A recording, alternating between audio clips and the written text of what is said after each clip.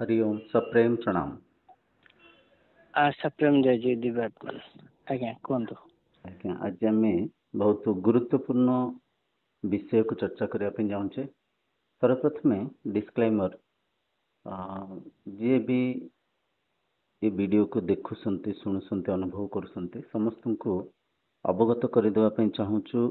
आज चर्चा कहारी को छोट कि कहारी को बड़, कहारी को मिथ्या कि कहार को सत्य, आउ कहारी मन को आस्था को आघात दबा आमर उद्देश्य नुहे। आमर केवल गोटे उद्देश्य सत्य जो परिका अच्छी से परिका आम जदि चिन्हवा, निजर आत्मा तत्व को जदि आम चिन्हवाई आध्यात्मिकता को आचरण करवा, आध्यात्मिकतार सटीक उद्देश्य पूर्ति हम। नचेत आम अनेक ईश्वरीय उपासना करुचे किंतु उद्देश्य पूर्ति होनी। तो बहुत गुरुत्वपूर्ण चर्चा को हमें चर्चा हाँपाई जाऊे। सर्वप्रथम टी आम शांति पाठ करवा, तापर आम चर्चा को आगे ना। ओम असतो मा सद्गमया तमसो मा ज्योतिर्गमया मृत्युर्मामृतंगमया। ओम शांति शांति शांति। चर्चार अच्छा आम सागर मुनि समाजर सन्थ कृष्ण मुनि महोदय, आपण को चर्चा को स्वागत करुच्ची। आज विषय वस्तु हूँ जगन्नाथ किए।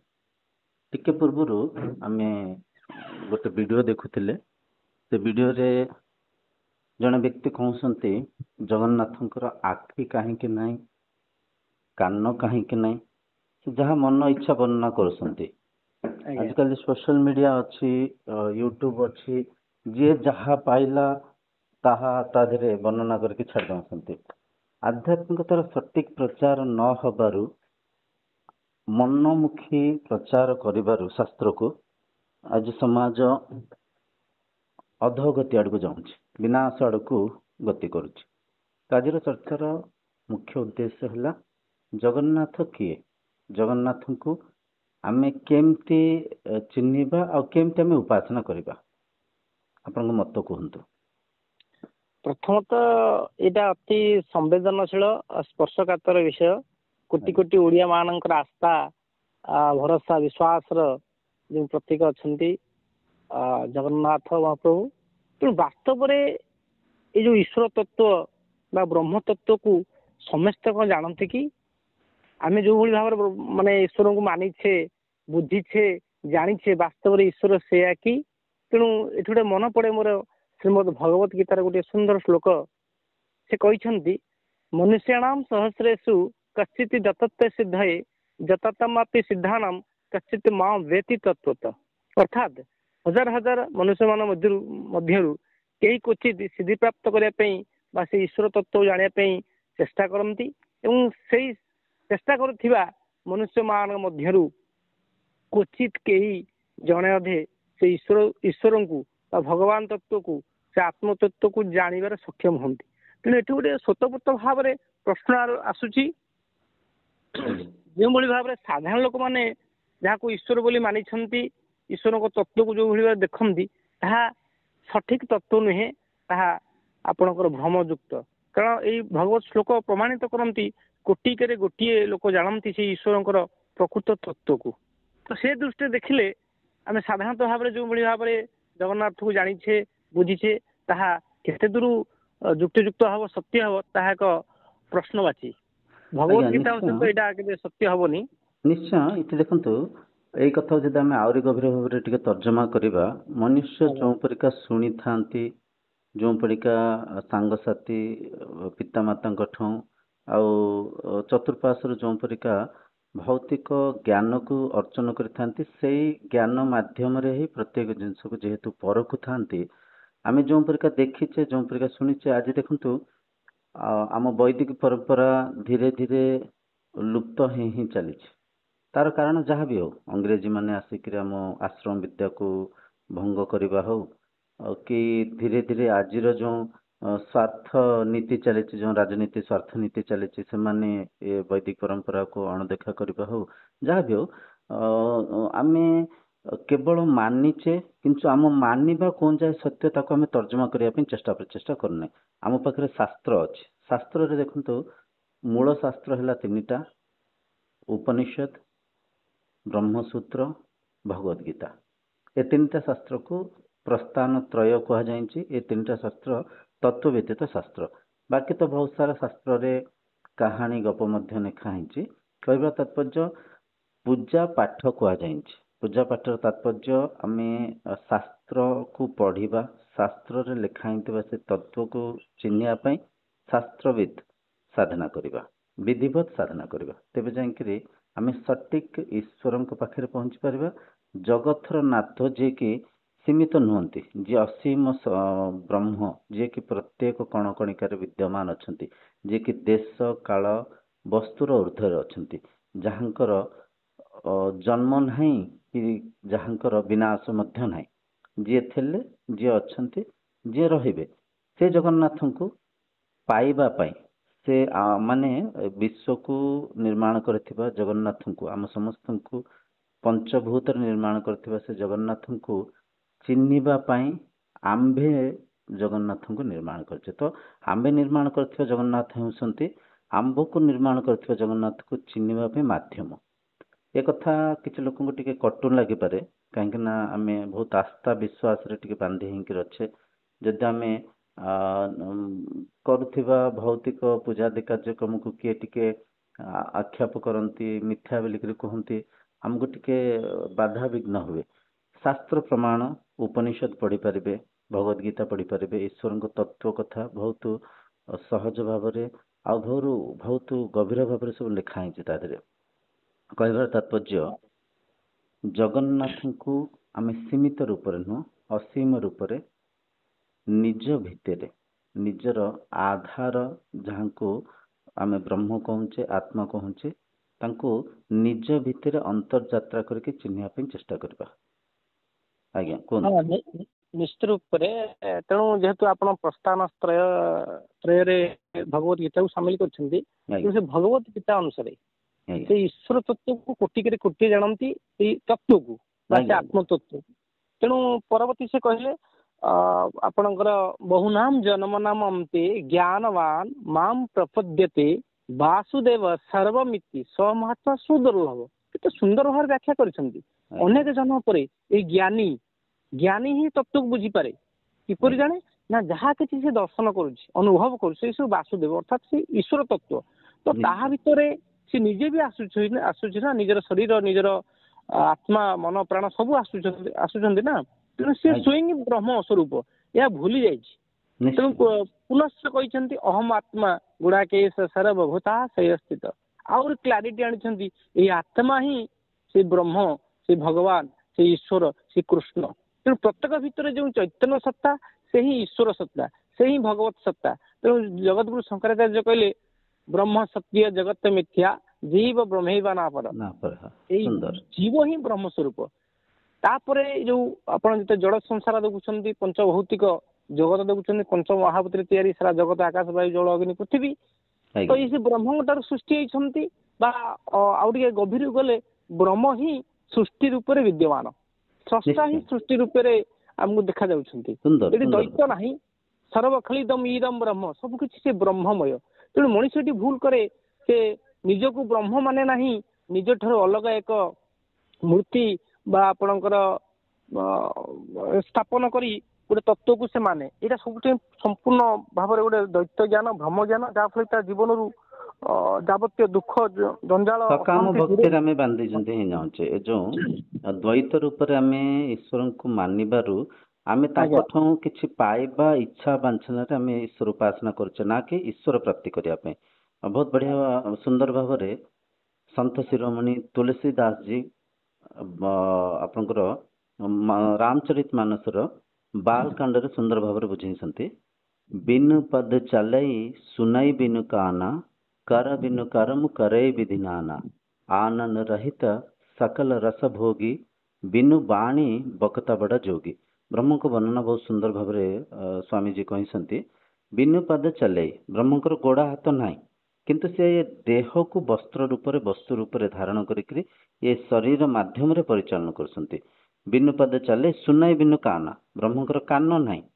କାନ ନାହିଁ ଏଇଥିପାଇଁ ସେ କାନର ଉର୍ଦ୍ଧ୍ୱରେ ଥାଇକିରି ଏ କାନକୁ ମାନେ ଶରୀରକୁ ଇନ୍ଦ୍ରିୟକୁ ମନକୁ ବିନିଯୋଗ କରୁଛନ୍ତି। ଶରୀର ରୂପକ ରଥରେ ଇନ୍ଦ୍ରିୟଙ୍କୁ ଘୋଡ଼ା ରୂପରେ ବିନିଯୋଗ କରି ମନ ରୂପକ ସାରଥୀକୁ ନିୟନ୍ତ୍ରିତ କରି ଏ ଶରୀରର ରଥର ରଥୀ ରୂପରେ ମନର ସ୍ୱାମୀ ରୂପରେ ସେ ବ୍ରହ୍ମ ଏ ଶରୀର ଭିତରେ ବିଦ୍ୟମାନ ଅଛନ୍ତି। ଆମେ ଯଦି ଭଗବାନ ଜଗନ୍ନାଥଙ୍କ ସ୍ୱରୂପକୁ ଦେଖିବା, ଭଗବାନଙ୍କର ହାତ ଗୋଡ଼ ନାହିଁ। କାହିଁକି ନାହିଁ? କାଳେ ଆମେ ସେ ମୂର୍ତ୍ତିକୁ ପ୍ରତିମାକୁ ହିଁ ଈଶ୍ୱର ମାନି ନେବା। ଏଇଥିପାଇଁ ସେ ଯେଉଁ ଯାହା ବି ସେ ମୂର୍ତ୍ତି ନିର୍ମାଣ ହେଇଛି, ନିର୍ମାଣକାର ବହୁତ ଭାବି ଚିନ୍ତିକିରି ବହୁତ ଗଭୀର ଭାବରେ ସେ ପ୍ରତିମୂର୍ତ୍ତିକୁ ନିର୍ମାଣ କରିଛନ୍ତି। ଏଠି ହାତ ଗୋଡ଼ ଏଇଥିପାଇଁ ନାହିଁ, ସେ ଆମକୁ ବୁଝାଉଛନ୍ତି ମୁଁ ଦେହ ନୁହେଁ, ମୁଁ ଦେହି, ମୁଁ ଶରୀର ନୁହେଁ, ମୁଁ ଆତ୍ମା, ମୁଁ ବ୍ରହ୍ମ। ଜଗନ୍ନାଥଙ୍କ ହାତ ଗୋଡ଼ ଏଇଥିପାଇଁ ନାହିଁ, ସେ ଏ ଶରୀର ନୁହନ୍ତି, ଏ ଶରୀର ଭିତରେ ବସିଥିବା ବ୍ରହ୍ମ ଆତ୍ମା। ଦ୍ୱିତୀୟ, ଆମେ ଭଗବାନଙ୍କୁ କହୁଛେ ଚକା ଆଖି, ଚକା ଆଖି ଆମେ କହୁଛେ। ଆଖି କହିବାର ଉଦ୍ଦେଶ୍ୟ ଭଗବାନ ହେଲେ ଦ୍ରଷ୍ଟା, ଭଗବାନ ହେଲେ ସାକ୍ଷୀ। ଆମେ ଯଦି ଭଗବାନଙ୍କ ଚକ୍ଷୁକୁ ଦେଖିବା, ସେଠି ଭଗବାନଙ୍କ ଚକ୍ଷୁରେ ପଲକ ନାହିଁ, ପଲକ ପଡ଼େନି। ତାର ବି ବହୁତ ଗଭୀର ଅର୍ଥ ଅଛି। ଗଭୀର ଅର୍ଥର ତାତ୍ପର୍ଯ୍ୟ, ଭଗବାନ ଶୁଅନ୍ତି ନାହିଁ। ଆମେ ମନର ତିନିଟା ଅବସ୍ଥା ଅଛି, ଜାଗୃତ, ସ୍ୱପ୍ନ, ସୁଷୁପ୍ତି ଅବସ୍ଥା। ଜାଗୃତ ଅବସ୍ଥାରେ ଭୌତିକ ସଂସାରକୁ ଇନ୍ଦ୍ରିୟ ମାଧ୍ୟମରେ ମନ ଦ୍ୱାରା ସେ ବ୍ରହ୍ମ ଏ ଶରୀର ଭିତରେ ବସିକରି ଅନୁଭବ କରୁଛନ୍ତି। ସ୍ୱପ୍ନ ଅବସ୍ଥାରେ ମଧ୍ୟ ଶରୀର ଶୋଇ ପଡ଼ିଛି, କିନ୍ତୁ ମନରେ ବୃତ୍ତି ଚାଲିଛି। ସ୍ୱପ୍ନକୁ ନେଇକରି ମଧ୍ୟ ବିଭିନ୍ନ ପ୍ରକାର ଧାର୍ମିକ ଚର୍ଚ୍ଚା କରନ୍ତି। ଠାକୁର ସ୍ୱପ୍ନେଇଲେ ଏଠି ଅଛନ୍ତି ବୋଲି ସ୍ୱପ୍ନେଇଲେ, ସେଠି ଅଛନ୍ତି ବୋଲି ସ୍ୱପ୍ନେଇଲେ, ଏହିପରିକା ସବୁ ମିଛ କାହାଣୀ ସବୁ କହିଥାନ୍ତି। ସ୍ୱପ୍ନ କ'ଣ ଆମେ ବୁଝିବାର ନିହାତି ଆବଶ୍ୟକ ଅଛି। ସ୍ୱପ୍ନ ହେଲା ଶୟନ ଅବସ୍ଥାରେ ମନରେ ବିଚାର ଚାଲିଛି, ସେ ବିଚାରକୁ ଆତ୍ମରୂପୀ ମୁଁ, ବ୍ରହ୍ମରୂପୀ ମୁଁ ମନର ଉର୍ଦ୍ଧ୍ୱରେ ଥାଇକି ସେ ବିଚାରକୁ ଦେଖୁଛି। ତ ସ୍ୱପ୍ନ ମଧ୍ୟ ବିଚାର ହେଇ ଜାଗୃତ, ସ୍ୱପ୍ନ ପରେ ଆସିଯାଏ ମନର ତୃତୀୟ ଅବସ୍ଥା, ଯାହାକୁ କୁହନ୍ତି ସୁଷୁପ୍ତି ଅବସ୍ଥା, ଗାଢ଼ ନିଦ୍ରା ଅବସ୍ଥା, ଯେଉଁଠି ସ୍ୱପ୍ନ ରହିତ ମନ ଥାଏ, ଯେଉଁଠି ମନ ତା ସ୍ୱରୂପରେ ସମାହିତ ହେଇକିରି ଥାଏ। ସେଠି କିଏ ଅଛନ୍ତି ଯଦି ଆମେ ବୁଝିବା, ସେଠି କେବଳ ସେଇ ବ୍ରହ୍ମ ଅଛନ୍ତି, କେବଳ ସେ ଆତ୍ମା ଅଛନ୍ତି।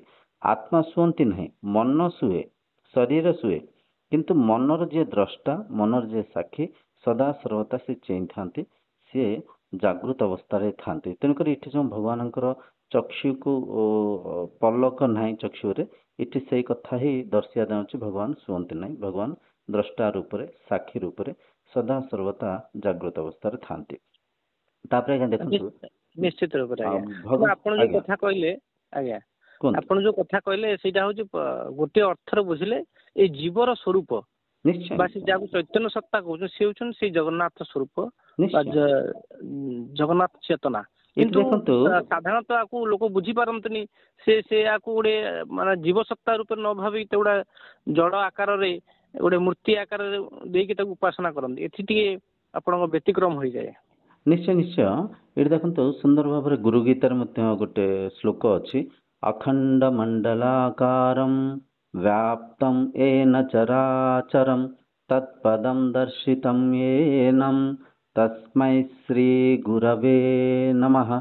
ଏଠି ସୁନ୍ଦର ଭାବରେ ଶିଷ୍ୟ କହୁଛନ୍ତି, ମୁଁ ସେପରିକା ଗୁରୁଙ୍କୁ ପ୍ରଣାମ କରେ ଯିଏ ଅଖଣ୍ଡ ରୂପରେ, ଅଖଣ୍ଡ ମାନେ ଖଣ୍ଡ ନାହିଁ, ସମସ୍ତେ ଜଡ଼ିତ ଅଛନ୍ତି, ମଣ୍ଡଳାକାରରେ, ଗୋଳାକାରରେ, ଜଡ଼ ଆଉ ଚେତନା ଭିତରେ ସେ ଏକ ବ୍ରହ୍ମକୁ ଯିଏ ଦର୍ଶନ କରିଥାନ୍ତି, ସେପରିକା ଗୁରୁଙ୍କୁ ମୁଁ ପ୍ରଣାମ କରୁଛି କହୁଛନ୍ତି। ମାନେ ଦେଖନ୍ତୁ, ଯିଏ ଜଡ଼ ସେଇ ଚେତନା, ଯିଏ ଚେତନା ସେଇ ଜଡ଼, କିନ୍ତୁ ବ୍ରହ୍ମ ବାହାରେ ମାୟା ରୂପରେ ଅଛନ୍ତି। ଯାହା ବି ଶରୀର କୁହନ୍ତୁ, ପଞ୍ଚଭୂତରେ ଗଢ଼ା ହେଇଥିବା ବନସ୍ପତି, ବୃକ୍ଷ, ତରୁଲତା, ପାହାଡ଼, ପର୍ବତ, ମନ୍ଦିର, ଯାହା ବି ଆମେ ଦେଖୁଛେ, ସବୁ ପ୍ରତି ମୁହୂର୍ତ୍ତରେ ପରିବର୍ତ୍ତନ ହେଉଛି। ଏସବୁର କିଛି ଅସ୍ତିତ୍ୱ ନାହିଁ। ଏସବୁ ହେଲା ମାୟା, ଏସବୁ ହେଲା ମିଥ୍ୟା, ଯାହାର କି ଅସ୍ତିତ୍ୱ ନାହିଁ। ତ ବାହାରେ ମାୟା ରୂପରେ ଅଛନ୍ତି, ଭିତରେ ଚେତନା ରୂପରେ ଅଛନ୍ତି। ଭିତରେ ମାନେ କୋଉଠି? मनर साक्षी भाव मनर ऊर्ध्वे अच्छा जो केन उपनिषदर द्वितीय मंत्र अच्छी श्रोत्रस्य श्रोत्रा मनसो मनोया वाचो वाचो सौ प्राणस्य प्राण चक्षु सचक्षु अतिमृत्य धीरा प्रेतास्म लोकाम अमृतम भवंतु ये कहुच्छी श्रोत्रस्य श्रोत्रस्य भगवान कानर ऊर्ध्वे थी कान को एक वस्तु रूप में विनियोग कर मनसो मनोया मनर ऊर्ध्वे थी से ब्रह्म मन को एक वस्तु रूप में विनियोग कर वाचो वाचो वाक्यर ऊर्ध्वे थी वाक्य शक्ति संचारित से ब्रह्म कर सौ प्राण से प्राण प्राण शक्तिर ऊर्ध्वे से ब्रह्म अच्छा आम मैंने समस्त देखीचे शरीर मरीगला मरीगला मैंने कौन प्राण शक्ति से शरीर को छाड़देला प्राण शक्ति केमती छाड़ा जो शरीर भितर किसी त्रुटि आसूची शरीर भी गोटे जंत्र परिका ना तो शरीर भितर जो त्रुटि आसूची से शरीर ए संसार जो परिचालन हो पारनी प्राण शक्ति छाड़ी दौची प्राणर ऊर्ध्वर से जो ब्रह्म अच्छा से ब्रह्म थिले अच्छा रे किंतु से ब्रह्म को आधार जो प्राण शक्ति चली प्राण शक्ति लुप्त हो जाऊँगी सब प्राण से प्राण माने प्राण शक्तिर ऊर्ध्वर से ब्रह्म अच्छा आम मैंने भावु था प्राण ही सबकि प्राण शक्तिर ऊर्ध्वर किसी ना जीवन छाड़गले तो सबकि सरीगला प्राण शक्ति तो ए शरीर को छाड़देले शरीर मृत्यु हो जाए आ कौन बा कौटी अच्छे यहीपर आम अज्ञान अविद्यारे बुझु था मानि था किंतु सत्य है प्राणर ऊर्ध्वर से ब्रह्म अच्छा सब प्राण से प्राण चक्षु चक्षु अतिमृत्य धीरा प्रेतास्म लोकाम अमृतम भवंतु चक्षुर चक्षु माने इंद्रियंकर इंद्रिय से ब्रह्म शरीर को इंद्रिय को मन को एक वस्तु रूप वस्त्र रूप से ब्रह्म विनियोग करते से ब्रह्म को ये प्रेत लोक जी चिन्ह थांती से अमृतत्व प्राप्त करती अजरत्व प्राप्त करती अमरत्व प्राप्त करती देखो केते गभीर कथा आम उपनिषद आमको बुझाऊँच तेणुक आध्यात्मिकतार आम जो सकाम भक्ति करी छोट मोट भौतिक वस्तु पदार्थ पाइबा प्रयास करुचे ईश्वर उपासना करुचे यह मिथ्या कहीं मिथ्या ये संसार जहाँ भी सृष्टि होती सबकि से ईश्वर ही जेहेतु देते भौतिक वस्तु पदार्थ प्राप्ति करने आमको काम करिया पड़ो आमको खटिबा पड़ो कष्ट करिया पड़ो प्रयास करिया पड़ो बिना प्रयास रे ईश्वर प्राप्ति कर जो साधना पथ को आम जब कहवा ईश्वर प्राप्ति नुह भौतिक वस्तु प्राप्ति करने सकाम भक्ति करवा यह मिथ्या यह अज्ञानता केवल तो कहबार तात्पर्य ईश्वर उपासनार केवल गोटे उद्देश्य ईश्वर प्राप्ति करवा ईश्वर प्राप्ति कले आम जो छोट मोट भौतिक प्राप्ति कथा भावुचे तार अनेक ऊर्ध्वे आम अजरत्व हो पार अमरत्व हो पार अमृतत्व प्राप्ति कर जो शांति पाए मनीष जहाँ भी जानी अजाणत जहाँ भी काम कार्य करुँच प्रत्येक काम कार्य दुईटा उद्देश्य थाए एक है आवश्यकता को पूर्ति करवा द्वितीय है शांति आनंद रे जीवन यापन करवा तो चिरंतन शांति सुख परमानंद आम भितर अच्छे किंतु कस्तूरी मृग परिका आम से शांति को बाहर भौतिक वस्तु पदार्थ खोजु था अजाणत अशांतिग्रस्त हो था आज्ञा आउ किछि कोंतो निश्चित आपण जो कथा कहले एठा आउटे क्लैरिटी आनिबी आपण कहले ईश्वर प्राप्ति तो प्राप्ति शब्द सेठी आसे जे वस्तु को आम आमठो अलगा थाए ताकू कोनसी कार्य द्वारा आम तो प्राप्त करू तो से आमठो अलगा केबे भी दूरे जाई पारे संभावना किंतु ईश्वर प्राप्ति हुए ना ईश्वर अनुभूति बा जेमति कस्तूरी मृग आपनकर प्राप्ति माने से प्राप्ति करे ना से स्वयं से तत्व से तेणु ब्रह्म ज्ञान रो गोटे अद्भुत लाभ होउची ब्रह्मविद ब्रह्मैव भवति जे ब्रह्म को तत्व तो बुझी जाए से ब्रह्म ही जाए अर्थात से ब्रह्म थिला से भूली जाइछि कोनसी आपनकर मायावशत निज स्वरूप को भूली जाइछि तेणु से ब्रह्म ज्ञान निजे ही से ब्रह्म तत्व निजे ही सच्चिदानंद तत्व ताहा से अनुभव करे जो वास्तव से अनुभव करे ता जीवन में जिते प्रकार आशंका अच्छी संदेह अच्छी द्विधा अच्छी बा रोग ताप शोक सब दूरीभूत हो जाए सी निजे से ब्रह्म स्वरूप हो जाए निजे से ब्रह्म सत्ता बोली अनुभव करे यहाँ हूँ ब्रह्म ज्ञान गोटे सर्वश्रेष्ठ आपणकर उपकार बा उपलब्धि कहि परिबा निश्चय निश्चय तो आज चर्चार तात्पर्य होछि आमे ईश्वर को किछि सकाम भक्ति रे भौतिक वस्तु पदार्थ पाइबा उपासना करबानी ईश्वर उपासनार केवल गोटे ही उद्देश्य ईश्वर प्राप्ति करबा मु किए मु जन्म पूर्व कोठी थिली मु मृत्यु पर कोठी जिबी ମୁଁ ଏ ଯେଉଁ ସଂସାରକୁ ଦେଖୁଛି ଏ ସାରା ସଂସାର ମୋଠୁ ଭିନ୍ନ ନା ଆମେ ସମସ୍ତେ ଅଭିନ୍ନ, ଏସବୁ ଆମେ ସବୁ ଦୁଇ ନା ଅଦ୍ୱୈତ, ଏ ସତ୍ୟକୁ ଚିହ୍ନିବା ପାଇଁ ଆଧ୍ୟାତ୍ମିକତାକୁ ବିନିଯୋଗ କରିବା, ନା କି ଈଶ୍ୱରଙ୍କଠୁ କିଛି ପାଇବା ପାଇଁ ସକାମ ଭକ୍ତି କରିବା। କାହିଁକିନା ସକାମ ଭକ୍ତିରେ ଆଜି ଆପଣ ଦେଖିବେ ମଠ ମନ୍ଦିର ସବୁ ବ୍ୟବସାୟ ପାଲଟି ଯାଇଛି। ସକାମ ଭକ୍ତିରେ ଆଶା ରହୁଛି, ଇଚ୍ଛା ରହୁଛି। ସକାମ ଭକ୍ତିରେ କିଛି ଅଭିଳାଷ ନେଇକିରି ଆମେ ମନରେ ଲୋଭ ନେଇକିରି ଈଶ୍ୱରଙ୍କ ପାଖକୁ ଯାଉଛେ, ଯେଉଁଟା କି ମିଥ୍ୟା।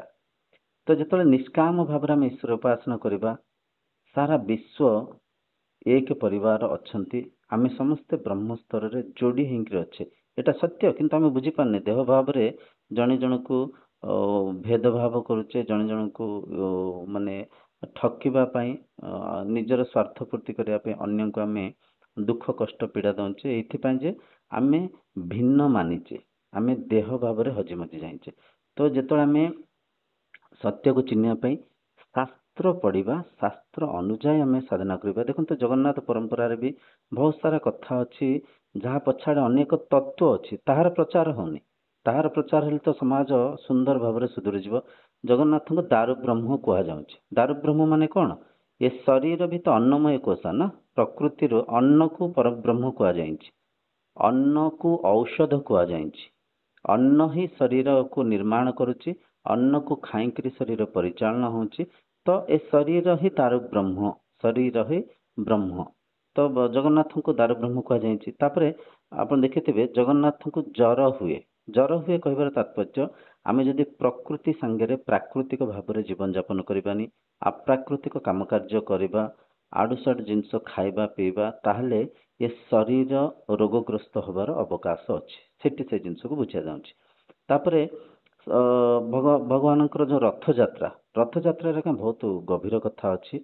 ଶରୀର ରୂପକ ରଥକୁ ଯେତେବେଳେ ଆମେ ସାଦା ସାତ୍विକ ଭୋଜନ ଖୁଆଇକିରି ପବିତ୍ର ରଖିବା, ଇନ୍ଦ୍ରିୟ ରୂପକ ଘୋଡ଼ାଙ୍କୁ ଯେତେବେଳେ ତାଙ୍କ ଭୋଗ୍ୟ ବସ୍ତୁରୁ ବଞ୍ଚିତ ରଖିକିରି ଇନ୍ଦ୍ରିୟଙ୍କୁ ସଂଯମିତ ରଖିବା, ମନ ରୂପକ ସାରଥୀକୁ ଯେତେବେଳେ ଆଶା ଅଭିଳାଷା ଇଚ୍ଛା ବାଞ୍ଚନା ଅହଙ୍କାର ଅହମ୍ଭାବ କାମ କ୍ରୋଧ ମଦ ମାଶ୍ଚର୍ଯ୍ୟ ରୂପକ ଏ ରୋଗରୁ ମନକୁ ଶୁଦ୍ଧ ରଖିବା, ମନକୁ ସାତ୍विକ ରଖିବା, ମନକୁ ନିୟନ୍ତ୍ରିତ ରଖିବା, ତେବେ ଯାଇକିରି ଏ ରଥର ଯେଉଁ ସ୍ୱାମୀ, ଏ ରଥରେ ବସିଥିବା ରଥୀ ଯିଏକି ବ୍ରହ୍ମ, ଯିଏକି ଆତ୍ମା, ସେ ଆତ୍ମା ତତ୍ତ୍ୱକୁ ଚିହ୍ନିବା, ନିଜର ଅସୀମ ସତ୍ତାକୁ ବୁଝିବା, ମୁକ୍ତି ପ୍ରାପ୍ତ କରିବା, ମୋକ୍ଷ ପ୍ରାପ୍ତ କରିବା, ମଣିଷ ଜୀବନକୁ ଧନ୍ୟ କରିବା।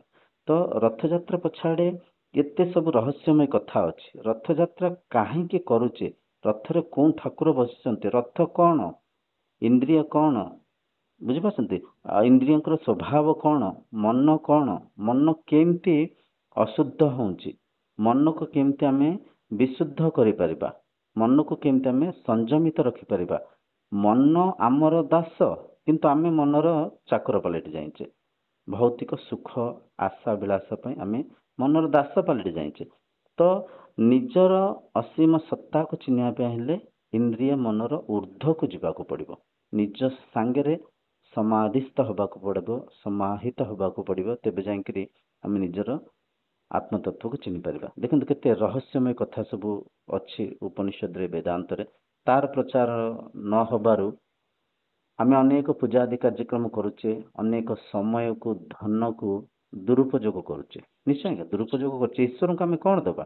ଈଶ୍ୱର ସଂସାରରେ ସବୁ ଦେଇଛନ୍ତି। ଆମେ ପ୍ରସାଦ ଚଢ଼ାଉଛେ, ଆମେ ଦକ୍ଷିଣା ଦେଉଛେ, ଆମେ ଫୁଲ ଦେଉଛେ, ଆମେ ଘିଅ ଦୀପ ଜାଳୁଛେ, ବିଭିନ୍ନ ପ୍ରକାର ଉପାସନା କରୁଛେ। କିନ୍ତୁ ସେ ଉପାସନାର ଉଦ୍ଦେଶ୍ୟ କ'ଣ? ଈଶ୍ୱର କିଏ? ଈଶ୍ୱରଙ୍କ ସ୍ୱରୂପ କ'ଣ? ଈଶ୍ୱର କେଉଁଠି ଅଛନ୍ତି? ସେସବୁ କଥାକୁ ଆମେ ଜାଣିପାରୁନେ, ବୁଝିପାରୁନେ। ଅଜାଣତରେ ସକାମ ଭକ୍ତି କରିକିରି ଆଧ୍ୟାତ୍ମିକତାକୁ ଦୁରୁପଯୋଗ କରୁଛେ। ଈଶ୍ୱରଙ୍କୁ ଯଦି ଆମେ ଦେବା, କେବଳ ମନ ଇନ୍ଦ୍ରିୟକୁ ସମର୍ପଣ କରିକିରି ସମର୍ପିତ ଭାବରେ ନିଜ ଭିତରେ ଥିବା ମନର ମଳିନତାକୁ ମନର ଦଗ୍ଧାଗ୍ନିରେ ଆମେ ଆଞ୍ଜଳି ଦେଇକିରି, ତାକୁ ଆହୁତି ଦେଇକିରି ମନକୁ ଶୁଦ୍ଧ କରିବା, ଆଉ ଆମେ ନିଜର ଜଗନ୍ନାଥ ତତ୍ତ୍ୱ ସାଙ୍ଗରେ, ବ୍ରହ୍ମ ତତ୍ତ୍ୱ ସାଙ୍ଗରେ ସମାହିତ ହେବା। ଆଉ କିଛି ଆପଣଙ୍କର କଥାରୁ ମୁଁ ଏହା ମାନେ ଏଇ ସିଦ୍ଧାନ୍ତରେ ଉପନୀତ ହବା ଯେ ଯଦି ଜଣେ ଏଇ ଜଗନ୍ନାଥ ରଥଯାତ୍ରାଙ୍କର ତତ୍ତ୍ୱ ନ ବୁଝିକି ଆଜ୍ଞା ବାହ୍ୟ ଭାବରେ ଯୋଉ ଭାବରେ ପ୍ରତିବର୍ଷ ରଥଯାତ୍ରା ହଉଛି କିଛି ଲାଭ ନାହିଁ ଆଜ୍ଞା, ଆଡମ୍ବର ପୂର୍ଣ୍ଣ, କିଛି ଲାଭ ନାହିଁ ତା ଅର୍ଥ। କିଛି ଲାଭ ନାହିଁ, କିଛି ଲାଭ ନାହିଁ। ତେଣୁ ମାନେ ଏସବୁ ହେଇଛି ଆପଣଙ୍କର ଚେତନାକୁ ଜାଗ୍ରତ କରିବା ପାଇଁ ନିଶ୍ଚୟ ଗୋଟିଏ ଆଦିଗୁରୁ ସୂଚନାତ୍ମକ ଶଙ୍କରାଚାର୍ଯ୍ୟ ପଦ୍ଧତି ଆଜ୍ଞା। ଦେଖନ୍ତୁ, ଆଦିଗୁରୁ ଶଙ୍କରାଚାର୍ଯ୍ୟ ଚାରି ଧାମର ନିର୍ମାଣ କରିଥିଲେ। ଚାରି ଧାମର ନିର୍ମାଣ କରିବାର ମୁଖ୍ୟ ଉଦ୍ଦେଶ୍ୟ ଥିଲା ଜୀବ କାଳେ ମାୟାରେ ବାନ୍ଧି ହେଇଯିବ, ଜୀବ କାଳେ ମାୟା କବଳକୁ ପଳେଇକିରି ଦୁଃଖରେ ପୀଡ଼ାରେ ତା ନିଜ ଜୀବନ ଯାପନ କରିବ ବୋଲିକିରି ବ୍ରହ୍ମ ଜ୍ଞାନର ପ୍ରଚାର କରିବା ପାଇଁ, ବିଧିବତ ଶାସ୍ତ୍ରବତ ସାଧନା କରିବା ପାଇଁ, ବୈଦିକ ପରମ୍ପରାକୁ ବଞ୍ଚିତ ରଖିବା ପାଇଁ ଚାରି ଧାମର ନିର୍ମାଣ ହେଇଥିଲା। କିନ୍ତୁ ସେ ଚାରି ଧାମର ଉଦ୍ଦେଶ୍ୟ ଆଜି ବ୍ୟବସାୟ ପାଲଟି ଯାଇଛି, ବାଣିଜ୍ୟ ପାଲଟି ଯାଇଛି। ଏଇଟା ଭାରି କଟୁ ଲାଗିବ, ଅନେକ ଲୋକ ଏ କଥାକୁ ଭାରି ଏମିତି କଣ କହୁଛନ୍ତି ଭାବି ପାରନ୍ତି, କିନ୍ତୁ ଯାହା ସତ୍ୟ ଅଛି ସତ୍ୟ ସ୍ପଷ୍ଟ ଅଛି। କଟୁ ଲାଗିଲେ ମଧ୍ୟ ସତ୍ୟ ସତ୍ୟ, ଯାହା ଚାଲିଛି ଆମେ ମାନେ ଦେଖୁଛେ। ବ୍ରହ୍ମଜ୍ଞାନର ପ୍ରଚାର କୋଉଠି ହଉଛି, ତତ୍ଵର ଚର୍ଚ୍ଚା କୋଉଠି ହଉଛି? ମନ୍ଦିର ହେଲା ପରାବିଦ୍ୟାର ବିଦ୍ୟାଳୟ। ସେଠି ଯେଉଁ ପୂଜକ କୁହନ୍ତୁ, ଶାସ୍ତ୍ରୀ କୁହନ୍ତୁ, ଯିଏ ଅଛନ୍ତି ସେ ହେଲେ ସେ ପରାବିଦ୍ୟାର ଗୁରୁ, ପରାବିଦ୍ୟାଳୟର ଗୁରୁ। ତ ସେଠିକି ମନ୍ଦିର ଆମେ ଯିବା, ସତ୍ସଙ୍ଗ କରିବା, ମନ୍ଦିର ଆମେ ଯିବା, ତାଙ୍କଠାରୁ କିଛି ଗୁରୁଙ୍କ ଠାରୁ କିଛି ଜ୍ଞାନ ପ୍ରାପ୍ତି କରିବା, ଶ୍ରବଣ ମନନ ନିରିଧ୍ୟାସନ କରିବା, ଗୁରୁବାଣୀକୁ ଶୁଣିବା, ମନରେ ମନନ କରିବା, ମନରେ ଉଠୁଥିବା ପ୍ରଶ୍ନକୁ ଆମେ ଗୁରୁଙ୍କ ସନ୍ନିଧିରେ ରଖିକରି ଗୁରୁଙ୍କଠୁ ଉତ୍ତର ପ୍ରାପ୍ତି କରିବା, ଆଉ ନିଜେ ବୁଝିବା। ଆଧ୍ୟାତ୍ମିକତା ଗୋଟେ ଗବେଷଣା, ଆଧ୍ୟାତ୍ମିକତା ଗୋଟେ ନିଜର ଆତ୍ମତତ୍ଵକୁ ଚିହ୍ନିବା ପାଇଁ କରୁଥିବା ଅନୁସନ୍ଧାନ। ତ ଏସବୁ ଜିନିଷକୁ ଯଦି ଆମେ ପୂର୍ତ୍ତି ନ କରିକିରି ଦକ୍ଷିଣା ଲୋଭରେ ପ୍ରସାଦ ବିକ୍ରି କରିବା ପାଇଁ କି ନିଜର ସ୍ୱାର୍ଥ ପୂର୍ତ୍ତି କରିବା ପାଇଁ ଯଦି ଆମେ ଈଶ୍ୱର ଆଦି ଉପାସନା ଆଦି କାର୍ଯ୍ୟକ୍ରମ କରିବା, ତାହେଲେ ଉଦ୍ଦେଶ୍ୟ ଆଜ୍ଞା ସଫଳ ହବନି। ଈଶ୍ୱର ଉପାସନାର ଆପଣ ଏଠି ଯୋଉ କହିଲେ ମନ୍ଦିର ହଉଛି ପରାବିଦ୍ୟାର ବିଦ୍ୟାଳୟ, ମାନେ କେନ୍ଦ୍ର, ମନ୍ଦିର ଅଛି ମାନେ ସେଠି ମୂର୍ତ୍ତି ଥିବେ, ମୂର୍ତ୍ତି ଅଛି ମାନେ ସେଠି ପୂଜା ଅର୍ଚ୍ଚନା ହଉଥିବ। ଯଦି ଏସବୁ କାର୍ଯ୍ୟକ୍ରମ ଚାଲୁଥିବ ତାହେଲେ ସେ ନିଜ ଆତ୍ମପୂଜା କିପରି କରିବ ସିଏ? ଦେଖନ୍ତୁ ଗୋଟେ କଥା, ମୂର୍ତ୍ତିର ସ୍ଥାପନା କୋଉଥିପାଇଁ ହେଇଥିଲା ସେଇଟା ବି ଆମେ ବୁଝିବାର ଆବଶ୍ୟକ ଅଛି। ଗୁରୁ ହିଁ ସାକ୍ଷାତ ଈଶ୍ୱର, ଗୁରୁଙ୍କୁ ନମଣିବ ନର। ମାନେ ଗୁରୁଙ୍କୁ ଈଶ୍ୱର ତୁଲ୍ୟ ଭାବିକିରି, ଗୁରୁଙ୍କ ସେବା କରିକିରି, ଗୁରୁଙ୍କ ବନ୍ଦନା କରିକିରି, ଗୁରୁଙ୍କ ଅର୍ଚ୍ଚନା କରିକିରି, ଗୁରୁଙ୍କ ଠାରୁ ବ୍ରହ୍ମବାଣୀକୁ, ବ୍ରହ୍ମବାକ୍ୟକୁ, ବ୍ରହ୍ମତତ୍ଵକୁ ଚିହ୍ନିବା ପାଇଁ ଶିଷ୍ୟ ପ୍ରୟାସ କରିଥାନ୍ତି। କିନ୍ତୁ ଧୀରେ ଧୀରେ ଗୁରୁଙ୍କର ପ୍ରତିଛବିକୁ ଆମେ ପୂଜା କଲେ, ଯେମିତି କୃଷ୍ଣ ଅଛନ୍ତି, ଭଗବାନ କୃଷ୍ଣ ବ୍ରହ୍ମଜ୍ଞାନୀ ଥିଲେ। ସେ ଭଗବତ ଗୀତା ମାଧ୍ୟମରେ ସାରା ସଂସାରକୁ ବ୍ରହ୍ମତତ୍ଵକୁ ଶିଖିବା ପାଇଁ, ବୁଝିବା ପାଇଁ ପ୍ରୟାସ କରିଥିଲେ। ଆମେ ତାଙ୍କୁ ମୂର୍ତ୍ତି ପୂଜା କରିକିରି ଆଜି ଗୋଟେ ଏମିତିଆ ସ୍ଥିତିରେ ଆସି ପହଞ୍ଚିଛେ, ତାଙ୍କ ବାଣୀକୁ ଭୁଲି ଯାଇଛେ। ଭଗବତ ଗୀତା ଘରେ ଘରେ ଥୁଆ ହେଇଛି କିନ୍ତୁ କେହି ପଢୁନାହାନ୍ତି। ଯୋଉଥିପାଇଁ ଦେଖନ୍ତୁ, ଆପଣ ଡକ୍ଟର ହବା ପାଇଁ ଚାହୁଁଛନ୍ତି, ଡକ୍ଟର ହବା ପାଇଁ ଯଦି ଚାହୁଁଛନ୍ତି, ଗୋଟେ ଡକ୍ଟରଙ୍କ ପାଖକୁ ଯିବାକୁ ପଡିବ, ତାଙ୍କ ପାଖରେ ବିଦ୍ୟାଭ୍ୟାସ କରିବାକୁ ପଡିବ। ଆଚ୍ଛା, ସେଠି ଯଦି ଆପଣ ଡକ୍ଟରଙ୍କୁ ପୂଜା କରିବେ, ତାଙ୍କୁ ବନ୍ଦନା କରିବେ, ଅର୍ଚ୍ଚନା କରିବେ, କିନ୍ତୁ ତାଙ୍କଠୁ ଜ୍ଞାନ ଗ୍ରହଣ କରିବେନି, ଆପଣ ଡକ୍ଟର ହେଇପାରିବେ କି? ଭାବନ୍ତୁ। ତ ସେମିତି ଏଠି ମୂର୍ତ୍ତି ପୂଜାର ଉଦ୍ଦେଶ୍ୟ ଥିଲା ଗୁରୁଙ୍କୁ ସମ୍ମାନ ଦେବା, ଗୁରୁଙ୍କୁ ଈଶ୍ୱର ତୁଲ୍ୟ ମାନିବା। କିନ୍ତୁ ଆମେ ଆଜି ବହୁତ ଦୁଃଖର କଥା, ଗୋଟେ ଏମିତିଆ ସ୍ଥିତିରେ ଆସି ପହଞ୍ଚିଛେ, ମୂର୍ତ୍ତିରେ ରୂପରେ ରଙ୍ଗରେ ହଜିମଜି ଯାଇଛେ, କିନ୍ତୁ ମୂର୍ତ୍ତି ମାଧ୍ୟମରେ ଆମେ କୋଉଥିପାଇଁ ଆଧ୍ୟାତ୍ମିକତାକୁ ବିନିଯୋଗ କରୁଛେ? ଆଧ୍ୟାତ୍ମିକତାର ଉଦ୍ଦେଶ୍ୟ କଣ? ଅନ୍ତର୍ଯାତ୍ରାକୁ ଭୁଲି ଯାଇଛେ।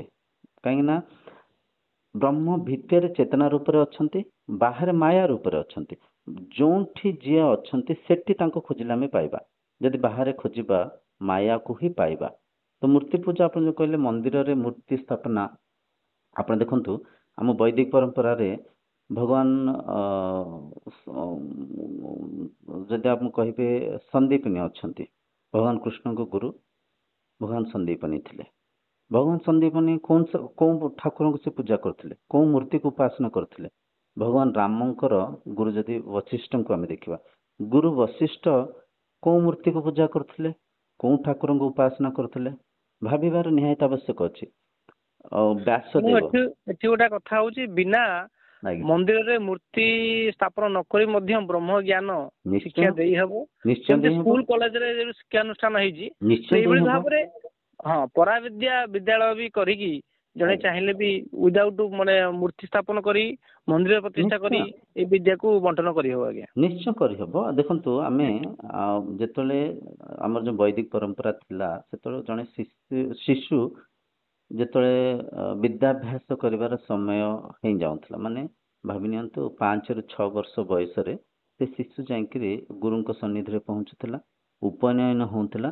ସେ ଶିଶୁକୁ ସର୍ବପ୍ରଥମେ ବ୍ରହ୍ମ ଜ୍ଞାନ ଶିକ୍ଷା ଯାଉଥିଲା, ପରାବିଦ୍ୟା ଶିକ୍ଷା ଯାଉଥିଲା। ଶରୀର କ'ଣ, ଶରୀରର ନିର୍ମାଣ କେମିତି ହେଉଛି, ବୃଦ୍ଧି କେମିତି ହେଉଛି, ଶରୀର ବିନାଶ ହେଇକିରି କୁଆଡ଼କୁ ଯାଉଛି, ବୁଝିପାରୁଛନ୍ତି। ଶରୀର ପରେ ଇନ୍ଦ୍ରିୟ, ଇନ୍ଦ୍ରିୟଙ୍କର ସ୍ୱଭାବ, ମନ, ମନର ସ୍ୱଭାବ ସ୍ୱରୂପ, ଆତ୍ମଜ୍ଞାନ, ଆତ୍ମତତ୍ଵକୁ, ସେ ଶରୀରକୁ ବେଦର ଶ୍ରୁତିକୁ ମୁଖସ୍ଥ କରାଉଥିଲେ।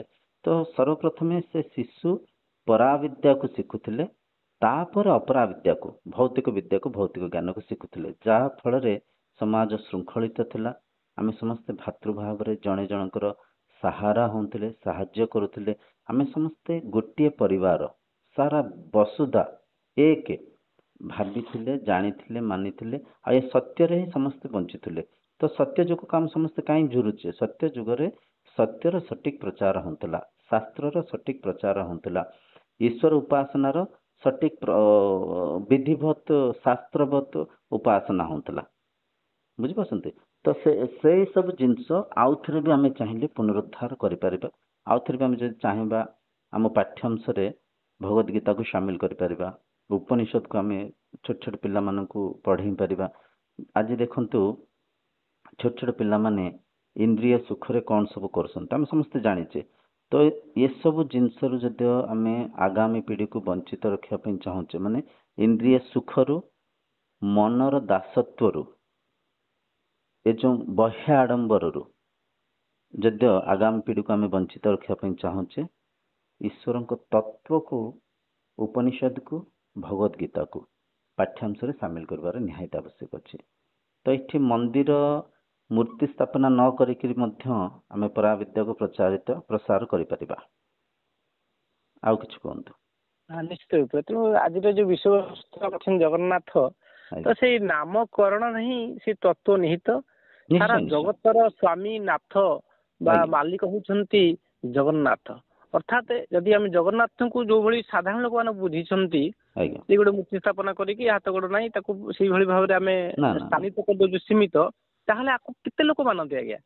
4 କୋଟି ଓଡ଼ିଆ ମାନିପାରନ୍ତି, ଭାରତ ବର୍ଷରେ ସମସ୍ତେ ମାନିବେନି। ପୃଥିବୀରେ ଅନେକ ସମ୍ପ୍ରଦାୟ ଅଛନ୍ତି, ଖ୍ରୀଷ୍ଟିଆନ ମାନେ ମାନିବେନି, ହିନ୍ଦୁ ମାନେ ଆପଣଙ୍କର ମୁସଲମାନ ମାନେ ମାନିବେନି। ଏଇଟା ଆଜ୍ଞା ମୁଁ ପଦେ କହିବା ପାଇଁ ଚାହୁଁଛି, ଯେପର୍ଯ୍ୟନ୍ତ ଜଣେ ଶରୀର ଏ ଜାତି ଧର୍ମର ଭେଦଭାବକୁ ଛାଡ଼ି ନାହାନ୍ତି, ସେ ଆଧ୍ୟାତ୍ମିକତାର ଯେଉଁ ସଠିକ ଉଦ୍ଦେଶ୍ୟକୁ କି ନିଜର ଆତ୍ମତତ୍ଵକୁ କି ଅଦ୍ୱୈତ ସେ ବ୍ରହ୍ମକୁ ଚିହ୍ନି ପାରିବେନି। ଆମେ ଏଇ ଦେଖନ୍ତୁ ସବୁ ଧର୍ମରେ ଈଶ୍ୱର ଏକ ବୋଲିକିରି ଲେଖା ହେଇଛି, କିନ୍ତୁ ଈଶ୍ୱରଙ୍କର ତତ୍ଵକୁ ନ ଚିହ୍ନିକିରି ରଙ୍ଗ ରୂପରେ ହିଁ ଆମେ ହଜି ମଜିକିରି ଆମେ ଅନେକ ଧାର୍ମିକ ଝଗଡ଼ା କରୁଛେ। ଏ ଦେଖନ୍ତୁ ଭଗବାନ ଜଗନ୍ନାଥଙ୍କୁ ଆମେ କହୁଛେ କାଳିଆ ଠାକୁର। କାଳିଆ ଠାକୁର କାହିଁକି କହୁଛେ? ଯେତେବେଳେ ସମାଧି ଘଟିତ ହୁଏ, ମନ ସବୀଜ, ନିର୍ବୀଜ, ନିର୍ବିକଳ୍ପ ସମାଧିକୁ ଯାଏ। ନିର୍ବିକଳ୍ପ ମାନେ ସେଠି କୌଣସି ବିକଳ୍ପ ନାହିଁ, କୌଣସି ରୂପ ରଙ୍ଗ ନାହିଁ। ତ ସେ ଯେଉଁ ସେ ସ୍ଥିତିକୁ ହିଁ କାଳିଆ ସ୍ଥିତି କୁହାଯାଏ। ମାନେ ମନର ଊର୍ଦ୍ଧ୍ୱକୁ ଆପଣ ଗଲେ, ଆପଣ ନିର୍ବିଚାର ସ୍ଥିତିକୁ ଗଲେ, ଯେଉଁଠିକି କୌଣସି ଆକାର, ଆକୃତି, ରଙ୍ଗ, ରୂପ ନଥାଏ, ସେ ସ୍ଥିତିକୁ ଗଲେ ଆପଣ ସେ କାଳିଆ ଠାକୁରକୁ ଚିହ୍ନି ପାରିବେ। କାଳିଆ ଠାକୁର କହିକି ଆମେ ଯେଉଁ ଠାକୁରଙ୍କ ପ୍ରତିଛବିକୁ ଆମେ ଈଶ୍ୱର ମାନିଛେ, ଇଏ ଈଶ୍ୱର ହେଲେ ମାଧ୍ୟମ ଆମକୁ ନିର୍ମାଣ କରିଥିବା, ଏ ସଂସାରକୁ ପରିଚାଳନା କରୁଥିବା ସେ ଈଶ୍ୱରଙ୍କୁ ଚିହ୍ନିବା ପାଇଁ।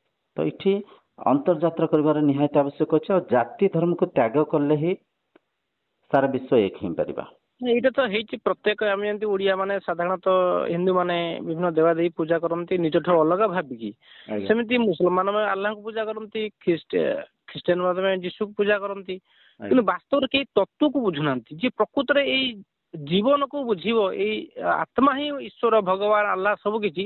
ତାହେଲେ ଏଠି କେହି ଦୁଇ ମତ ହେବେନି, ନିଜକୁ କେହି ଅସ୍ୱୀକାର କରିବେନି, ନିଜର ସ୍ୱୀକାର ନିଜର ଅସ୍ତିତ୍ୱ ସମସ୍ତେ ଏହା ସତ୍ୟ ମଧ୍ୟ। ଆମେ ବେଦରେ ଯାହା ବି ଲେଖା ହେଇଛି, ଋଷିମୁନି ମାନେ ଅନେକ ତପସ୍ୟା ସ୍ୱାଧ୍ୟାୟ କରିକିରି ତାଙ୍କ ନିଦ୍ରା, ଅନ୍ନ, ତାଙ୍କ ଇନ୍ଦ୍ରିୟ ସୁଖକୁ ତ୍ୟାଗ କରିକିରି ଏକାନ୍ତ ପ୍ରଦେଶରେ ସେ ଯାଇକିରି ବିତେଇକିରି ଏ ବ୍ରହ୍ମ ତତ୍ଵକୁ ଆବିଷ୍କାର କରୁଛନ୍ତି। ଏହା ସତ୍ୟ, ଆଜି ତିଳେ ମାତ୍ର ମିଥ୍ୟା ନାହିଁ। କିନ୍ତୁ ଦେଖନ୍ତୁ ମାୟା ଆଜ୍ଞା ସଦାଳ ପାଇଁ ମନକୁ ବାନ୍ଧୁଥାଏ। ଆଖି ଖୋଲିଲେ ସଂସାର ଅନେକ ରୂପ, ଅନେକ ରଙ୍ଗ, ଅନେକ ଆକାର, ଆକୃତି, ସ୍ତ୍ରୀ, ପୁରୁଷ, ଶିଶୁ, ବୃଦ୍ଧ, ଜ୍ଞାନୀ, ମୂର୍ଖ, ଧନୀ, ଗରିବ, ପଶୁ ପକ୍ଷୀ ତରୁ ଲତା କୀଟ ପତଙ୍ଗ କେତେ କ'ଣ ଆମେ ସଂସାରକୁ ଦେଖୁଛେ। ତ ସେଇପରିକା ଛୋଟ ବେଳଠୁ ଆମକୁ ବି ଏ ଯେଉଁ ସଂସାରକୁ ଚିହ୍ନଟ କରାଯାଇଛି। ଗୋଟେ ପିଲାଟେ ଯେତେବେଳେ ଜନ୍ମ ହେଉଛନ୍ତି ସେ ଶିଶୁର ଗୋଟେ ନାଁ ଦିଆ ହେଉଛି। ସେ ନାଁ ସାଙ୍ଗରେ ହିଁ ସାରା ସଂସାରକୁ ଆମେ ଯୋଡ଼ିକିରି କହୁଛେ ଇଏ ଆଙ୍କ ପୁଅ, ଏ ଗାଁର ଆଙ୍କ ନାଁ ଏଇଆ, ଇଏ ଏଇ କାମ କରନ୍ତି, ଇଏ ଏଇ ଗାଁରୁ ଅଟନ୍ତି, ଏଇ ଜାତିରେ ଅଟନ୍ତି, ଏଇ ଧର୍ମରୁ ଅଟନ୍ତି। ସେଇପରିକା ଚିହ୍ନଟ କରିବାରୁ, ସେଇପରିକା ବୁଝେଇବାରୁ ସେ ଶିଶୁର ମନ ଧୀରେ ଧୀରେ କଳୁଷିତ ହେଇଯାଉଛି, ଦ୍ୱୈତ ହେଇଯାଉଛି, ଅନେକ ରୂପରେ ଏ ସଂସାରକୁ ଦେଖୁଛି। ତ ଆମର ଯେଉଁ ବୈଦିକ ପରମ୍ପରା ଥିଲା ଛୋଟ ବେଳଠୁ ଯଦିଓ ଏ ପିଲାମାନଙ୍କୁ ଆମେ ବ୍ରହ୍ମ ବିଦ୍ୟାକୁ ଶିଖେଇବା, ଆତ୍ମଜ୍ଞାନକୁ ଶିଖେଇବା, ସାରା ସଂସାର ଏକ, ସାରା ସଂସାର ଅଭିନ୍ନ, ଆମେ ସମସ୍ତେ ଗୋଟେ ଏମିତିଆ ବନ୍ଧନରେ ଅଛେ। ଆମ ବନ୍ଧନ ଆଜ୍ଞା ବାନ୍ଧିବାର ଆବଶ୍ୟକ ନାହିଁ, ଆମେ ଚାହିଁଲେ ମଧ୍ୟ ଆମ ବନ୍ଧନକୁ ଭାଙ୍ଗି ପାରିବାନି। ଯେମିତି ଆପଣ ଭାବନ୍ତୁ, ସୁନା ଠୁ ଅଳଙ୍କାର ଭିନ୍ନ ହେଇପାରିବ କି? ଲହଡ଼ି ଠାରୁ ପାଣି ଅଲଗା ହେଇପାରିବ କି? ବସ୍ତ୍ର ଠାରୁ ତୁଳା ଅଲଗା ହେଇପାରିବ କି? କେବେ ବି ହେଇପାରିବନି, ଏକ ସିଏ।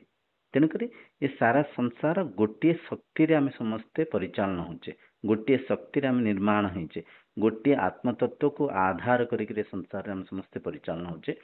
ତ ଏସବୁ କଥା ଆଜ୍ଞା ଜଗନ୍ନାଥ ପରମ୍ପରାରେ ବି ଅଛି। ମନ୍ଦିର ଭିତରେ କୌଣସି ଜାତି ପ୍ରଥା ନାହିଁ, ସମସ୍ତେ ସେ ପ୍ରସାଦକୁ ମିଳିମିଶିକିରି ବସିକିରି ଖାଆନ୍ତି। ସେଠି ଆଚରଣ କରୁଛନ୍ତି, ମନ୍ଦିର ବାହାରକୁ ଆସିକି ସେ ଛୁଆଁଛୁତି, ଆଙ୍କୁ ଛୁଇଁବାନି ତାଙ୍କୁ ଛୁଇଁବାନି, ଏ ଜାତି ସେ ଧର୍ମ। ମନ୍ଦିର ଭିତରେ ମଧ୍ୟ ବହୁତ ସାରା ତ୍ରୁଟି ଅଛି ଆଜ୍ଞା। ଏଇଟା କହିଲେ ଅନେକ ଲୋକଙ୍କ ମନକୁ ଟିକେ ଖରାପ ଲାଗିପାରେ। ମୁସଲମାନ ଭିତରେ ଆ ଭିତରକୁ ପ୍ରବେଶ କରିବେନି, ଖ୍ରୀଷ୍ଟିଆନ ଆ ଭିତରକୁ ପ୍ରବେଶ କରିବେନି। କାହିଁ ପ୍ରବେଶ କରିବେନି? ଈଶ୍ୱର ଯଦି ସମସ୍ତଙ୍କର, ତାହେଲେ ହିନ୍ଦୁ କୋଉଠୁ ଆସିଲେ, ମୁସଲିମ କୋଉଠୁ ଜଣେ ଆସିଲେ, ଯଦି ଜଗନ୍ନାଥଙ୍କର ଯୋଉ ଆଜ୍ଞା ଜଗନ୍ନାଥଙ୍କ ଯୋଉ ଆମେ ତାତ୍ଵିକ ବ୍ୟାଖ୍ୟା ଆପଣ କଲେ ଯେ କି ଏଇ ଆତ୍ମା ହିଁ ଜଗନ୍ନାଥ ବା ଏଇ ଜୀବନ, ଜୀବ ହିଁ ସେଇ ପରମ ସତ୍ୟ ସଚ୍ଚିଦାନନ୍ଦ, ତେବେ କୌଣସି ମନ୍ଦିରକୁ ଯିବାର ଆବଶ୍ୟକତା ନାହିଁ, କୌଣସି ବାହ୍ୟ ଈଶ୍ୱରଙ୍କୁ ପୂଜା କରିବା ଆବଶ୍ୟକତା ନାହିଁ। ସମସ୍ତଙ୍କର ଜଗନ୍ନାଥ, ସମସ୍ତଙ୍କର ଈଶ୍ୱର, ସମସ୍ତଙ୍କ ଭଗବାନ ସେ ସ୍ୱୟଂ ନିଜେ କିନ୍ତୁ ଦେଖନ୍ତୁ, ଏସବୁ କଥାକୁ ଶୁଣିବା ମାନିବା ଗୋଟେ ପଟେ, ଅନୁଭବ କରିବା ଆର ପଟେ। ଅନୁଭବ କଲେ ହିଁ ମୁକ୍ତି। ତ ଅନୁଭବ କରିବା ପାଇଁ ଯାହା ବି ହେଲେ ଯେହେତୁ ଗୁରୁଙ୍କର ଆବଶ୍ୟକ ଅଛି, ସାଧନା ସ୍ଥଳୀର ଆବଶ୍ୟକ ଅଛି, ସେ ସାଧନା ସ୍ଥଳୀକୁ ଆପଣ ମନ୍ଦିର କୁହନ୍ତୁ, ମସ୍ଜିଦ୍ କୁହନ୍ତୁ, ଚର୍ଚ୍ଚ କୁହନ୍ତୁ, ଗୁରୁଦ୍ୱାର କୁହନ୍ତୁ, କି ସାଧନା ଶିବିର କୁହନ୍ତୁ, ଯାହା ବି କୁହନ୍ତୁ, ଗୋଟେ ଅନୁଷ୍ଠାନର ନିହାତି ଆବଶ୍ୟକ ଅଛି। ଅନୁଷ୍ଠାନର ଆମେ ସେ ଅନୁଷ୍ଠାନକୁ ଇଟା ସିମେଣ୍ଟରେ ସବୁ ଜିନିଷକୁ ବିଭିନ୍ନ ଆକାର ଆକୃତି ଦେଇ ଗଢ଼ିଛେ, କିନ୍ତୁ ଭିନ୍ନ ରୂପରେ ଆମେ ମାନିଛେ। ତ ମାନିବାର ଊର୍ଦ୍ଧ୍ୱକୁ ଯାଇକି ଆମେ ଯେତେବେଳେ ଚିହ୍ନିବା ପାଇଁ ସାଧନା କରିବା, ଶାସ୍ତ୍ର ଅନୁଯାୟୀ ଆମେ ବିଧିବଦ୍ଧ ଆମେ ଅନ୍ତର୍ଯାତ୍ରା କରିବା, ଆମେ ଏ ସତ୍ୟକୁ ଚିହ୍ନି ପାରିବା ଯେ ଆମେ ସମସ୍ତେ ଏକ, ଆମେ ସମସ୍ତେ ଅଭିନ୍ନ, ଆମେ ସମସ୍ତେ ଅଦ୍ୱୈତ। ଆଜ୍ଞା ଆଜ୍ଞା। ତ ବହୁତ ବଢ଼ିଆ, ଭଲ ଆପଣଙ୍କର ବାଣୀ ଲାଗିଲା, ଭଲ ବ୍ୟାଖ୍ୟା କରି ଆପଣ କହିଲେ, ବହୁତ ବହୁତ ଧନ୍ୟବାଦ। ଏପରିକା ଚର୍ଚ୍ଚା ହେଲେ ହିଁ ଏସବୁ ଜ୍ଞାନ ସାରା ବିଶ୍ୱରେ ପ୍ରଚାରିତ ହେଇପାରିବ। ସାରା ବିଶ୍ୱ ଏକ, ଆମେ ଗୋଟିଏ ପରିବାର, ଏ ସତ୍ୟକୁ ସମସ୍ତେ ବୁଝିପାରିବା, ସମସ୍ତେ ଜଣେ ଜଣଙ୍କର ସାହାରା ହେଇପାରିବା। ବସୁଧା ସାରା ବସୁଧା ଗୋଟେ କୁଟୁମ୍ବ ହେଇପାରିବ। ହଁ, ନିଶ୍ଚିତ ରୂପରେ। ତେଣୁ ଏ ବ୍ରହ୍ମ ଜ୍ଞାନର ଗୋଟେ ସୁନ୍ଦର ମାନେ ଅତି ଉଚ୍ଚ କୋଟିର ଉପକାରିତା ହଉଛି, ଜଣେ ଜାଣିଯାଏ ଯେ ମୁଁ ବ୍ରହ୍ମ, ଏ ସାରା ଜଗତ ବ୍ରହ୍ମ, ସମସ୍ତ ଜୀବ ବ୍ରହ୍ମ। ଯେତେବେଳେ ସେ ଜାଣିଯାଏ ଯେ ବ୍ରହ୍ମ ଅନ୍ତର୍ଯାମୀ, ସବୁ ଜାଣନ୍ତି, ତେଣୁ ସେ ଜଣେ ବ୍ୟକ୍ତି ବ୍ରହ୍ମଜ୍ଞାନୀ ଅନ୍ୟ କୌଣସି ଜୀବ ପ୍ରତି ହିଂସା କରିବ ନାହିଁ, କରିବ ନାହିଁ। ହଁ, ଏଇ ସଂସାର ହିଁ ସ୍ୱର୍ଗ ହେଇଯିବ। ନିଶ୍ଚୟ ଜ୍ଞାନ ଅଜ୍ଞାନରେ ବ୍ରହ୍ମ ଜ୍ଞାନରେ ସେଇ ଆପଣଙ୍କର ବେଦବାଣୀ ସେ ଜାଣିବ, ଅହମ୍ ବ୍ରହ୍ମାସ୍ମି ତତ୍ତ୍ୱମସି ଅୟମ୍ ଆତ୍ମା ବ୍ରହ୍ମ ପ୍ରଜ୍ଞାନ ବ୍ରହ୍ମ। ଏଇ ଯୋଉ ବେଦବାଣୀ ଅଛି ବା ଆପଣଙ୍କ ମହାବାକ୍ୟ ଅଛି, ଯେତେବେଳେ ଜଣେ ସାଧନ ପରାୟଣ ହେଇ ଅନ୍ତର୍ମୁଖୀ ଯାତ୍ରା କରି ଉପଲବ୍ଧି କରିବ, ତେବେ ତା ଜୀବନରୁ ସମସ୍ତ ପ୍ରକାର ଦୁଃଖ ଯାତନା ଭୟ ଦୂରୀଭୂତ ହେଇଯିବ। ସେ ସଚ୍ଚିଦାନନ୍ଦ ସ୍ୱରୂପ ହେଇଯିବେ ଏବଂ ଜଗତକୁ ସେଇ ଶିକ୍ଷା ଦେବେ ଯାହାକି ଆପଣ ମାନେ କରୁଛନ୍ତି। ଭଲ ଲାଗିଲା ଆଜ୍ଞା, ଧନ୍ୟବାଦ। ନିଶ୍ଚୟ ବହୁତ ବହୁତ ଧନ୍ୟବାଦ। ଏପରିକା ଚର୍ଚ୍ଚା ହବ। ଆଉ ମୁଁ ଏ ଅନ୍ତତେ ଅନୁରୋଧ କରୁଛି, ଏ ଚର୍ଚ୍ଚାକୁ କୌଣସି ନେଗେଟିଭଲି ଭାବିବେନି କି କାହାକୁ ଆମେ ଅସମ୍ମାନିତ କରିବା ପାଇଁ କି କାହା ପରମ୍ପରାକୁ ଆମେ ନିନ୍ଦା କରିବା ପାଇଁ ଆମ ଚର୍ଚ୍ଚା ନୁହେଁ। ଚର୍ଚ୍ଚାର କେବଳ ଗୋଟିଏ ଉଦ୍ଦେଶ୍ୟ, ସତ୍ୟ ଯେମିତି ଅଛି ତାକୁ ସେମିତି ଚିହ୍ନିବା, ଆତ୍ମ ତତ୍ଵକୁ ଚିହ୍ନିବା ପାଇଁ ଅନ୍ତର୍ଯାତ୍ରା କରିବା, ଆଧ୍ୟାତ୍ମିକତାକୁ ଆମେ ବିନିଯୋଗ କରିବା, ସଦୁପଯୋଗ କରିବା, ଦୁରୁପଯୋଗ କରିବାନି। ନିଜର ସ୍ୱାର୍ଥ ପୂର୍ତ୍ତି କରିବା ପାଇଁ ଆଧ୍ୟାତ୍ମିକତାକୁ ଆମେ ଆଚରଣ କରିବାନି। ବିଶ୍ୱର କଲ୍ୟାଣ, ସମସ୍ତଙ୍କର ମଙ୍ଗଳ ପାଇଁ ଆମେ ଆଧ୍ୟାତ୍ମିକତାକୁ ଆଚରଣ କରିବା। ଆଉ ଅନ୍ତତଃ ସୁନ୍ଦର ଗୋଟେ ଏକ ଶ୍ଲୋକକୁ ଶାନ୍ତି ପାଠ କରିକିରି ଆମେ ଆଜିର ଚର୍ଚ୍ଚାକୁ ବିଶ୍ରାମ ଦେବା। ଓମ୍ ସର୍ବେ ଭବନ୍ତୁ ସୁଖିନଃ, ସର୍ବେ ସନ୍ତୁ ନିରାମୟଃ, ସର୍ବେ ଭଦ୍ରାଣି ପଶ୍ୟନ୍ତୁ, ମା କଶ୍ଚିत् ଦୁଃଖ ଭାಗ್ ଭବେତ୍। ओम शांति शांति शांति। बहुत बहुत धन्यवाद कृष्णमुनि महोदय, आपको अशेष धन्यवाद ज्ञापन कर अमूल्य समय को दिल्ली आज चर्चा रे सत्यर प्रचार करने प्रयास को मु नमन करुच्ची। आपन मध्य साधुवाद, आपण एभली पवित्र सुजोग दैछंती। रोचे के वाणी विश्राम दउची। सप्रेम जय। प्रणाम।